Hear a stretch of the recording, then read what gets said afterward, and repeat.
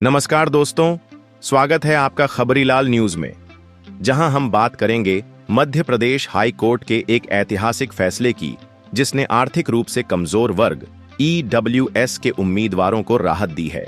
इस फैसले के तहत अब EWS उम्मीदवारों को भी अन्य आरक्षित वर्गों की तरह शिक्षक चयन परीक्षा 2024 में 5 साल की आयु सीमा में छूट मिलेगी। आखिर ये फैसला क्यों लिया गया और इससे किन उम्मीदवारों को फायदा होगा, आइए जानते हैं पूरी जानकारी।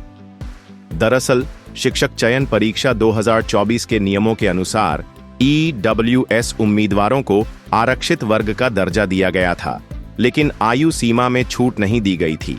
यही वजह थी कि कई उम्मीदवार उम्र अधिक होने की वजह से परीक्षा में शामिल नहीं हो पा रहे थे।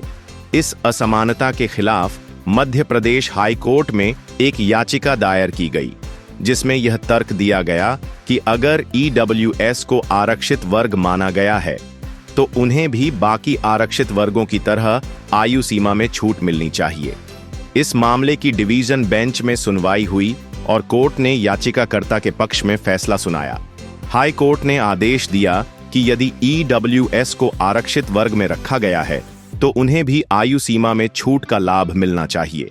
अब EWS उम्मीदवारों को 5 साल की आयु सीमा में छूट दी जाएगी।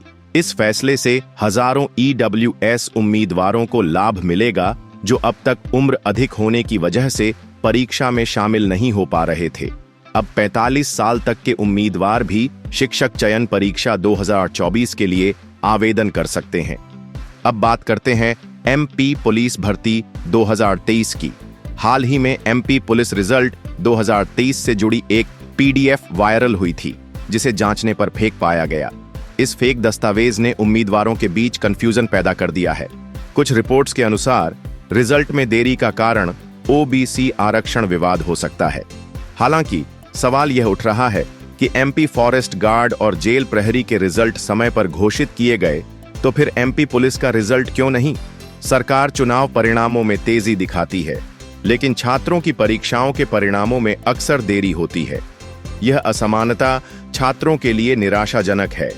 अगर आपको यह जानकारी उपयोगी लगी हो तो इसे लाइक करें, शेयर करें और हमारे चैनल को सब्सक्राइब करें।